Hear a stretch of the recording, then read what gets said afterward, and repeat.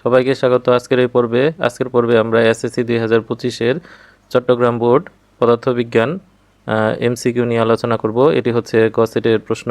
ধনাত্মক আধানে আহিত একটি বস্তুকে যদি ভূমির সাথে সংযুক্ত করা হয় তাহলে কি ঘটনা ঘটবে? একটা যদি কিউ চার্জকে আমরা যদি ভূমির সাথে এভাবে সংযুক্ত করি তাহলে এখানে পজিটিভ চার্জের মধ্যে যেহেতু ইলেকট্রনের ঘাটতি রয়েছে সেহেতু মাটি থেকে ইলেকট্রনগুলো এসে এই চার্জকে নিষ্ক্রিয় করে দিবে, অর্থাৎ এটা হচ্ছে নিস্তরিত হবে।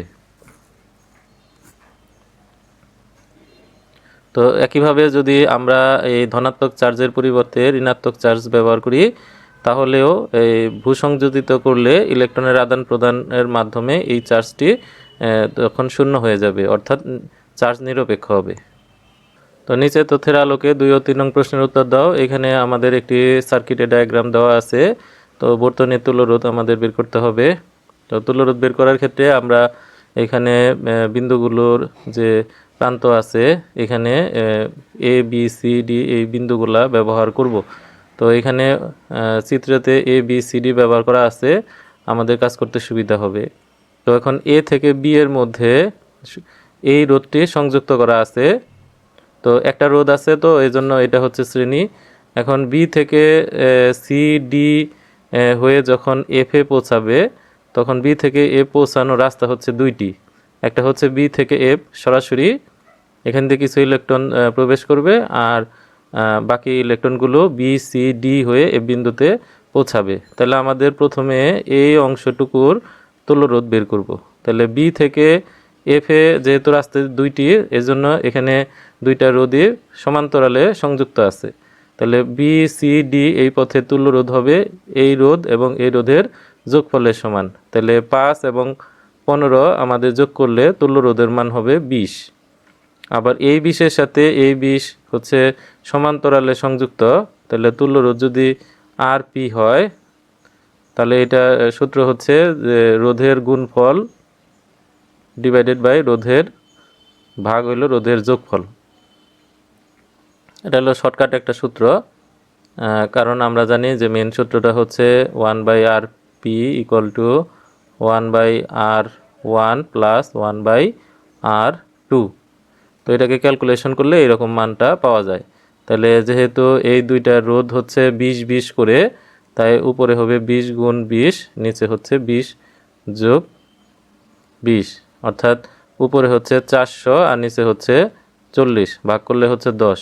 বা আমরা শর্টকাটেও করতে পারি, যদি সমমানে দুইটি রোধ হয় তাহলে তুল্য রোধের মান হচ্ছে রোধের মান ভাগ রোধের সংখ্যা, যে রোধের মান ভাগ হইল রোধের সংখ্যা।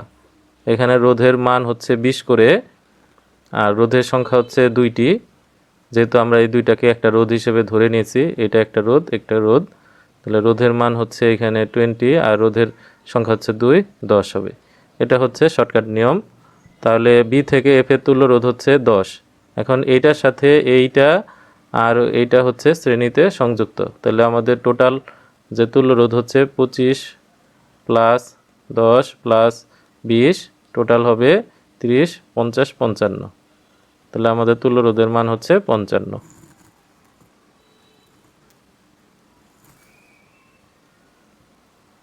বর্তনীতে কত তড়িৎ প্রবাহিত হবে? আমরা 2 নংয়ে তুল্য রোধের মান পেয়েছি হচ্ছে 55 ওহম। তো এখানে ভোল্টেজের মান দেওয়া আছে 120 ভোল্ট। তাহলে ভি আমরা জানি ওহমের সূত্র অনুসারে ভি IR। তাহলে I হচ্ছে V/R। তাহলে ভি হচ্ছে 120 আর তুল্য রোধের মান হচ্ছে 55। তো এই দুইটা ভাগ করলে মান হচ্ছে 2.18 অ্যাম্পিয়ার।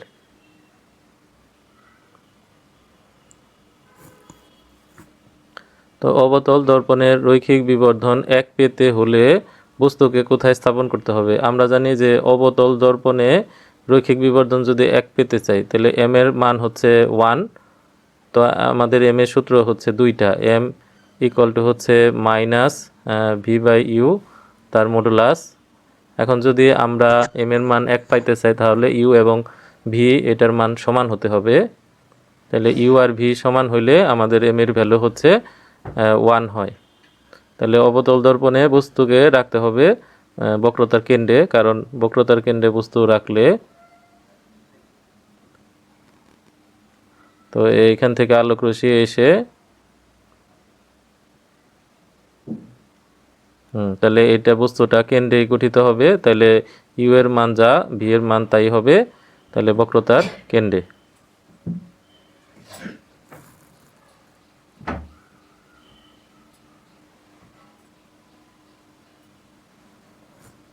অথবা আমরা গাণিতিকভাবে করতে পারি 1/u প্লাস 1/v সমান হচ্ছে 1/f, তাহলে 1/u আর v এর মান হচ্ছে u লেখা যায় এখানে, তাহলে লসাগু u 1 প্লাস 1, তাহলে আর গুণ করলে u ইকুয়াল টু হচ্ছে 2f, আর 2f হচ্ছে r এর সমান, অর্থাৎ বস্তুকে r দূরত্বে রাখতে হবে, অর্থাৎ বক্রতার কেন্দ্রে রাখতে হবে। তো বিকৃতির একক কি? বিকৃতির কোনো একক নেই, কারণ বিকৃতির সূত্র হচ্ছে দৈর্ঘ্য বৃদ্ধি বাই হচ্ছে আদি দৈর্ঘ্য। এখন দৈর্ঘ্য বৃদ্ধিটা মিটারে হিসাব করা হয়, আর আদি দৈর্ঘ্য এটা মিটারে হিসাব করা হয়, তাহলে সমমানের একক ভাগ করলে অনুপাতে কোনো একক থাকে না, এই কারণে এটার কোনো একক নাই। পীড়নের এককটা হবে চাপের এককের সমান, অর্থাৎ F/A, অর্থাৎ নিউটন পার মিটার স্কোয়ার, এটা হচ্ছে পীড়নের একক। তো নিচের কোনটি মৌলিক রাশি? আমাদের মৌলিক রাশি হচ্ছে 7টি, তার মধ্যে একটি হচ্ছে দীপন তীব্রতা, অর্থাৎ যে রাশিগুলোকে ভাঙলে অন্য কোনো রাশি পাওয়া যায় না তাদেরকে মৌলিক রাশি বলা হয়। মৌলিক রাশি হচ্ছে 7টি। তো প্রথম অধ্যায় থেকে 7টি মৌলিক রাশি পড়ে নিলে আমরা মৌলিক এবং যৌগিক রাশিগুলো বের করতে পারবো।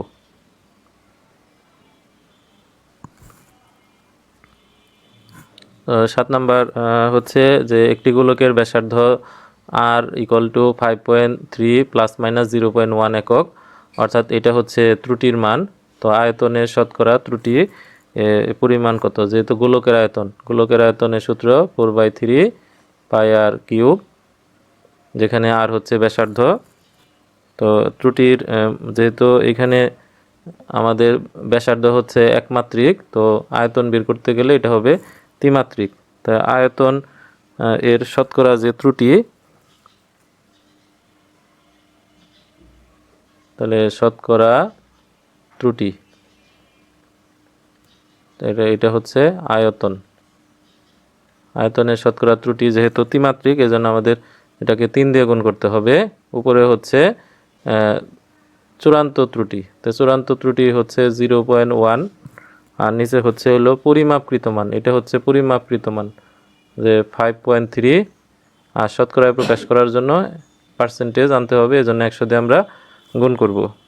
তাহলে টোটাল মান হচ্ছে 5.66%, অথবা এইটা আমাদের এটার সাথে মিলে, উত্তর হচ্ছে 7-এর ঘ। তো বেগ বৃদ্ধির হারকে কি বলা হয়? আমরা জানি বেগ বৃদ্ধির হার হচ্ছে ত্বরণ, কারণ ত্বরণের মান হচ্ছে বেগ বাই সময়, অর্থাৎ বেগ পরিবর্তন বাই হচ্ছে সময়। আর যেহেতু বৃদ্ধির জন্য ত্বরণ, আর যদি হ্রাস পায় তাহলে সেটা হবে মন্দন। কোনো তেজস্ক্রিয় মৌলে 1 লক্ষটি তেজস্ক্রিয় পরমাণু আছে, মৌলটির অর্ধায়ু 1 বছর হলে 2 বছর পরে কয়টি পরমাণু অবশিষ্ট থাকবে? এখন অর্ধায়ু হচ্ছে যে কোনো মৌল যদি 1 বছর পর আমরা দেখি তাহলে এর অর্ধেক সংখ্যক পরমাণু ক্ষয় হবে। তাহলে অর্ধায়ু 1 বছর মানে হচ্ছে এখন যে পরমাণুটি আছে তার অর্ধেক সংখ্যক পরমাণু ক্ষয় হতে 1 বছর সময় লাগবে। তাহলে 1 বছর পর আমাদের পরমাণু ক্ষয় হবে হচ্ছে 1 লক্ষ, তার অর্ধেক, তার মানে হচ্ছে আমাদের 50,000 পরিমাণ ক্ষয় হবে এবং অবশিষ্ট থাকবে হচ্ছে 50,000। দ্বিতীয় বছরে এই 50,000 থেকে আমাদের অর্ধেক ক্ষয় হবে, তাহলে থাকবে হচ্ছে 25,000, তাহলে হাতে থাকবে হচ্ছে আমাদের 25,000, তাহলে অবশিষ্ট হচ্ছে 25,000।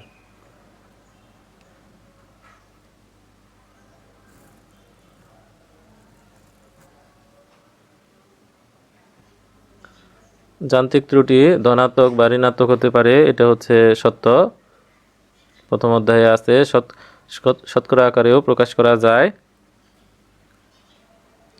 আর ভার্নিয়ার ধ্রুব এর সাথে গুণ করে পরিমাপ করা হয়, এটা ভুল, কারণ ত্রুটি এখানে ভার্নিয়ার ধ্রুবকের সাথে সম্পর্কযুক্ত নয়। উত্তর হচ্ছে 1 এবং 2। তাড়িৎচুম্বকীয় আবেশের উপর ভিত্তি করে কোনটি তৈরি করা হয়? তো আবেশের উপর ভিত্তি করে ট্রান্সফরমার তৈরি করা হয়, কারণ এখানে দুইটি কয়েল থাকে, একটা হচ্ছে প্রাইমারি কয়েল আর একটা হচ্ছে সেকেন্ডারি কয়েল। তো প্রাইমারি কয়েলে ভোল্টেজ ইনপুট করা হয়, তো এটা হলো প্রাইমারি কয়েল। আর সেকেন্ডারি কয়েলের জন্য এখানে যে চৌম্বক ক্ষেত্র তৈরি হয় প্রাইমারি কয়েলে, সেটা ব্যবহার করে সেকেন্ডারি কয়েলে আমাদের বিদ্যুৎ পাওয়া যায় বা ভোল্টেজ পাওয়া যায়।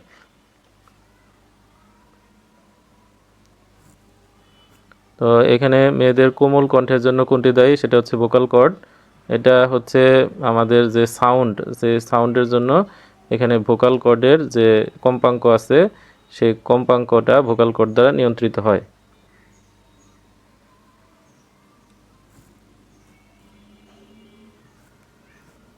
কোন প্রক্রিয়ায় শরীরের নির্দিষ্ট অঙ্গের ভেতরে দিয়ে তীব্র আলো ফেলা হয়?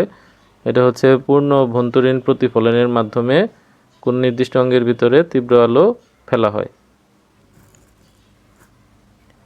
তো একটি বস্তু নির্দিষ্ট দিকে সমত্বরণে গতিশীল হলে, যদি সমত্বরণে গতিশীল হয় তাহলে এর বেগ সময়ের সাথে সাথে বাড়তে থাকে। তো আমরা জানি যে ত্বরণ মানে হচ্ছে বেগ বৃদ্ধি, বেগের পরিবর্তন বাই সময়। তাহলে বেগ বৃদ্ধির হারকে আমরা বলি ত্বরণ, আর বেগ হ্রাস পাওয়ার হারকে বলে হয় মন্দন। তাহলে এটি সময়ের সাথে সাথে বেগের মান বাড়তে থাকে। বস্তুটি অসমবেগে চলে, অসমবেগে চলার ফলে ত্বরণ হয়, আর সমবেগে চললে ত্বরণ থাকে না, শূন্য হবে। বস্তুটি সমান সময়ে সমান দূরত্ব অতিক্রম করে। যদি সমান সময়ে সমান দূরত্ব অতিক্রম করে তাহলে এটার বেগ হচ্ছে সমান, তখন এটাকে বলবো আমরা সমবেগ। কিন্তু সমবেগে চললে তখন কিন্তু ত্বরণ থাকে না। তাহলে উত্তর হচ্ছে 1 এবং 2।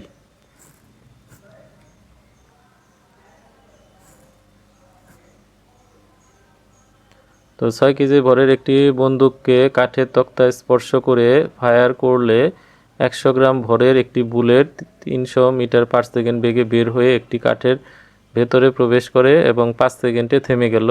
তো এর পশ্চাৎ বেগ কত? অর্থাৎ আমাদের শেষ বেগের মান বের করতে হবে।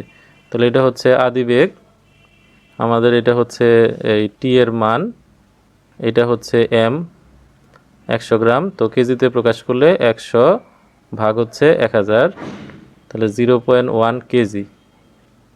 তো ভরবেগ সংরক্ষণ সূত্র অনুযায়ী আমরা জানি যে M U plus M U equal to M V plus M V. এখানে বড় হাতের যে এম ধরা হয়েছে সেটা হচ্ছে আমাদের এই বন্দুকের যে ভর, সেটা হচ্ছে এম। আর ছোট এমটা হচ্ছে গুলির ভর। আবার বড় ইউ হচ্ছে বন্দুকের আদি বেগ, আর বড় ভি হচ্ছে বন্দুকের শেষ বেগ। আর ছোট ইউ হচ্ছে গুলির আদি বেগ, আর ভি হচ্ছে গুলির শেষ বেগ। অর্থাৎ বড়টা হচ্ছে বন্দুকের আর ছোট গুলো হচ্ছে আমাদের গুলির। এখন যখন বন্দুক চালানো হয়নি তখন কিন্তু আমাদের বন্দুক এবং গুলি দুইটাই কিন্তু স্থির অবস্থায় আছে। সেজন্য এখানে ইউ যে আছে ক্যাপিটাল এবং স্মল, এটার মান কিন্তু 0 হবে। তাহলে এই পাশটা হচ্ছে 0। এখন আমাদের এম এর ভ্যালু দেওয়া আছে যেটা বন্দুকের, সেটা হচ্ছে 6। আর এটার বেগ আমাদের বের করতে হবে কতটা পিছিয়ে গেছে, প্লাস গুলির হচ্ছে 0.1 আর এটার বেগ হচ্ছে 300। তাহলে এখন এই দুইটা হচ্ছে 6v প্লাস এটাকে গুণ করলে হচ্ছে 30 ইকুয়াল টু হচ্ছে 0। তাহলে 6 ইন্টু ভি ইকুয়াল টু হচ্ছে -30। তো আমরা এটাকে যদি 6 দিয়ে ভাগ করি, মাইনাস হচ্ছে 5, এখানে মাইনাস দ্বারা পশ্চাৎ বেগ বোঝায়। তাহলে অ্যান্সার হচ্ছে খ। তো এখানে বলছে যে বুলেটের মন্দন কত। এখন বুলেটটি আমাদের 300 বেগে বের হলো, কিন্তু এখানে আবার থেমে যাওয়ার কথা বলছে। তাহলে বুলেটের আদি বেগের মান হবে 300, আর বুলেটের শেষ বেগের মান এখানে ভির মান হবে 0 মিটার পার সেকেন্ড। তাহলে এতে সময় লাগছে হচ্ছে আমাদের 5 সেকেন্ড। তো আমরা বের করব মন্দন। তাহলে আমরা জানি যে ভি সমান ইউ প্লাস এটি তাহলে এইখানে এই তাহলে এ সমান হচ্ছে v minus u divided by t. তাহলে শেষ বেগের মান হচ্ছে 0, আদি বেগের মান হচ্ছে 300, নিচে হচ্ছে সময় 5 দিয়ে ভাগ করতে হবে। তাহলে এটা হচ্ছে 300কে এটাতে ভাগ করলে হচ্ছে -60, অর্থাৎ মাইনাস চিহ্ন দ্বারা এখানে মন্দন বোঝানো হয়। তাহলে অ্যান্সার হবে যে 60 মিটার পার সেকেন্ড স্কোয়ার। তো এখানে কোন সম্পর্কটি সঠিক? এখানে আলফা হচ্ছে দৈর্ঘ্য প্রসারণ সহগ, আলফা হচ্ছে দৈর্ঘ্য প্রসারণ সহগ, এটা ষষ্ঠ অধ্যায়ে দেওয়া আছে। তো বিটা হচ্ছে এখানে ক্ষেত্রফল প্রসারণ সহগ, আর গামা হচ্ছে আয়তন প্রসারণ সহগ। এই তিনটার মধ্যে যে সম্পর্কটি আমরা সহজে মনে রাখতে পারি সেটা হচ্ছে যে আলফা হচ্ছে একমাত্রিক, এজন্য আলফাকে আমরা 1 দিয়ে ভাগ করব। বিটা হচ্ছে দ্বিমাত্রিক, এটাকে 2 দিয়ে ভাগ করব। আর গামা হচ্ছে এখানে ত্রিমাত্রিক, এটাকে 3 দিয়ে ভাগ করব। এখন ভাগ করলে এখানে যে অপশনটার সাথে মিলে সেটাই হচ্ছে আমাদের অ্যান্সার। তো এটা হচ্ছে গ। এটার নিচে মনে মনে 1 চিন্তা করা যায়। নিচের কোনটি চাপ বাড়লে গলনাঙ্ক এর মান কমে? সেটি হচ্ছে বরফ, অর্থাৎ বেশি চাপে এর কম তাপে এটা গলতে শুরু করবে। তরলের উপরিতলের ক্ষেত্রফল যখন বৃদ্ধি করা হয় নিচের কোন ঘটনাটি ঘটে? তো এটি হচ্ছে বাষ্পায়ন দ্রুত হয়। তো আমরা যদি মেঝেতে কোনো স্থানে পানি পড়ে তাহলে সেখানে পানিটা শুকাতে বেশি সময় লাগে। এখন আমরা যদি সেটাকে সম্পূর্ণ স্থানে বা একটু বেশি জায়গায় ছড়িয়ে দিই তাহলে সেখান থেকে পানি শুকাতে দ্রুত হয়, অর্থাৎ বাষ্পায়ন দ্রুত হয়। আপাতন কোণ ও সংকট কোণের মান সমান হলে প্রতিসৃত রশ্মি ও বিভব তলের মধ্যবর্তী কোণের মান কত? তো এটা হচ্ছে 0 ডিগ্রি।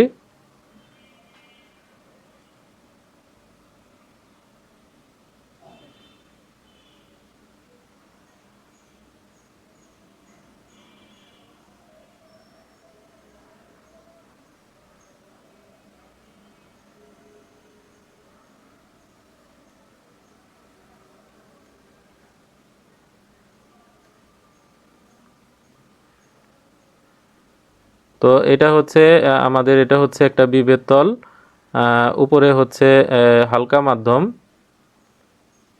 হালকা মাধ্যম, আর এটা হচ্ছে ঘন মাধ্যম।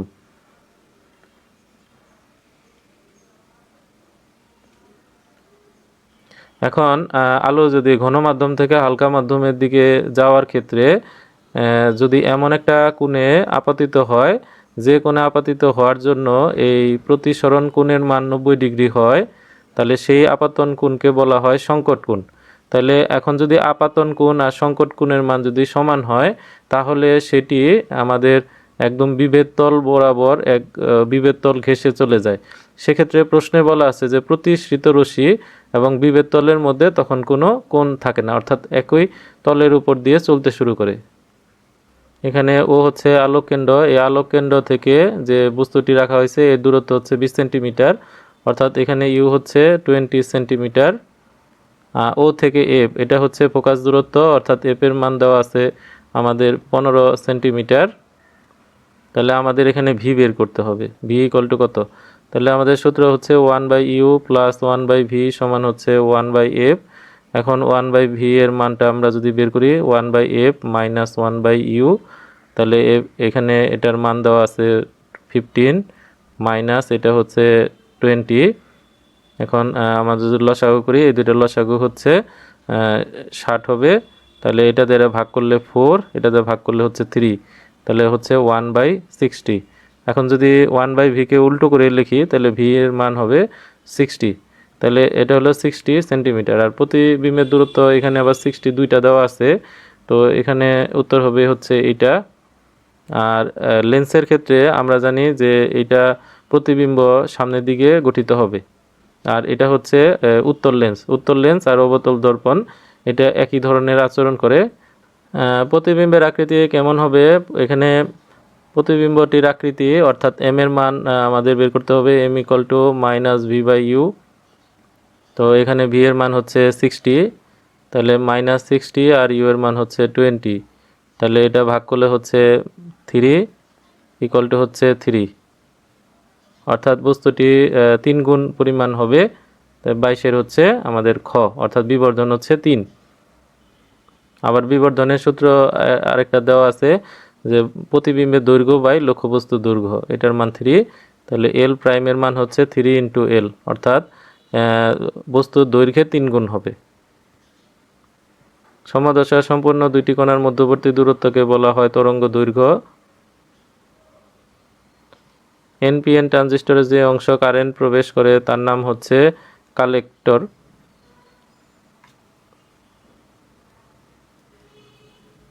নিচের কোনটি দৃশ্যমান আলোর তরঙ্গ দৈর্ঘ্যের সীমা নির্দেশ করে? এটা হচ্ছে 400 থেকে 700 ন্যানোমিটার, অষ্টম অধ্যায়ে আছে।